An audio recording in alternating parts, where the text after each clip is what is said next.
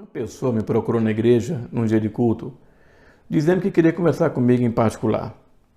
Depois de me contar sua história, ela me disse que precisava frequentar uma igreja, mas queria frequentar uma igreja que fosse verdadeira, porque, segundo ela, quase todas as igrejas são falsas. Ela queria frequentar a igreja que Jesus fundou. No primeiro momento, fiquei sem saber o que responder. É claro que eu pensei em recomendar a ela que frequentasse uma igreja batista, mas imediatamente me dei conta de que seria uma grande inverdade. A igreja batista não é a igreja que Jesus fundou. Aliás, qual é a igreja que Jesus fundou? Algumas décadas atrás, era possível contar quantas igrejas existiam no Brasil. Hoje é uma missão quase impossível. Além da quantidade, os nomes de algumas igrejas são motivos de piada. Veja alguns nomes e tire suas conclusões. Igreja a serpente de Moisés que engoliu as outras. Igreja do sétimo gole. Igreja pentecostal, Jesus vem e você fica. Igreja A de amor. Igreja Assembleia de Deus, pavio que fumega. Igreja evangélica, abominação à vida torta. Igreja evangélica pentecostal, da última embarcação para Cristo. Igreja evangélica pentecostal, cuspe de Cristo. A verdade é que a igreja vem sofrendo mudanças profundas desde a sua existência. Em Mateus 16:18, Jesus cria a sua igreja. Ele diz: eu lhe digo que tu és Pedro, e sobre essa pedra edificarei a minha igreja, e as portas do inferno não prevalecerão contra ela. Somente após a descida do Espírito Santo, em Atos 2, que a igreja de Jesus entrou em ação. Podemos dizer que ele foi a sua inauguração. A igreja tinha a cara do seu dono, tinha as características de quem a criou. Os primeiros pregadores anunciavam o reino de Deus com autoridade. Pregavam o arrependimento de pecados. Os irmãos dividiam seus bens com alegria. As pessoas davam suas vidas em defesa da sua fé em Cristo. Os cristãos oravam e enfermos eram curados. Essa foi a igreja que Jesus fundou. Não tinha placa denominacional, não tinha um letreiro iluminado na porta de um templo suntuoso, não tinha líderes paramentados, nem rituais que remontam práticas falidas do Antigo Testamento. Não demorou muito para a igreja deixar de se parecer com Cristo. Quando só restava um apóstolo vivo, Jesus arrebata esse apóstolo para mandar mensagens para a sua igreja.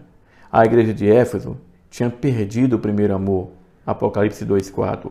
A igreja de Pérgamo tinha os seus membros pessoas que ouviam ensinamentos errados e praticavam moralidade sexual, Apocalipse 2:14. A igreja em Tiatira tolerava a falsa profetisa que ensinava as mesmas práticas erradas dos irmãos da igreja de Pérgamo, Apocalipse 2:20.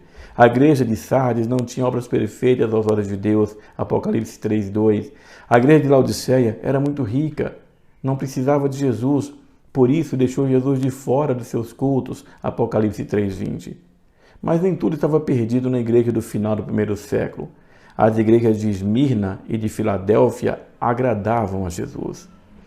De lá para cá, o que se viu foi a igreja sendo desfigurada, perdendo a imagem de Cristo e se amoldando ao mundo. A referência deixou de ser Jesus. As palavras do Mestre perderam seu efeito dentro da sua igreja. Jesus disse: dai a César o que é de César e a Deus o que é de Deus, Lucas 20:25. 300 anos depois, o cristianismo passou a ser a religião oficial do império. O que era de Deus passou a ser de César. Daí para frente, restou apenas o nome de igreja, mas não tinha nenhuma característica do seu fundador, Jesus de Nazaré. É verdade que muita coisa mudou na história da igreja nos últimos 16 séculos. Mas o que aconteceu nas décadas mais recentes ultrapassa todos os limites de tolerância. Grandes empresas ostentam o nome de igreja em suas fachadas e seus empresários, travestidos de apóstolos, bispos, missionários e pastores, constroem grandes impérios às custas da boa-fé dos necessitados da graça divina. Escândalos envolvendo líderes evangélicos, católicos e espíritas minam a fé dos que depositam sua esperança na igreja como instituição divina. Nossa única esperança é Cristo. A igreja que Jesus fundou não é uma organização, é uma realidade invisível, o corpo místico de Cristo, o conjunto de fiéis. Paulo diz, ora, vós sois o corpo de Cristo e seus membros em particular. 1 Coríntios 12, 27. Assim sendo, a igreja de Jesus se revela na vida daquele que prega o evangelho, acolhe o necessitado, que veste nu, alimenta os que têm fome. Se revela numa comunidade local que se reúne para adorar a Deus, ser edificada na palavra e se espalha para anunciar as verdades daquele que nos chamou das trevas para a sua maravilhosa luz. A igreja que Jesus fundou está dentro dos presídios e hospitais, levando esperança aos desesperados. A igreja que Jesus fundou não está presa entre paredes, cumprindo rituais religiosos, e está viva e atuante, porque é o corpo de Cristo que está vivo e habita em nós. A igreja que Jesus fundou não se apoia em entretenimentos e programações que agradam homens a fim de ganhar almas. Ao contrário, prega o evangelho que é o poder de Deus para a salvação de todo aquele que crê. Romanos 1,16. A verdade é que só existe uma igreja, e esta não é a sua, é a igreja de Jesus. Que Deus te abençoe.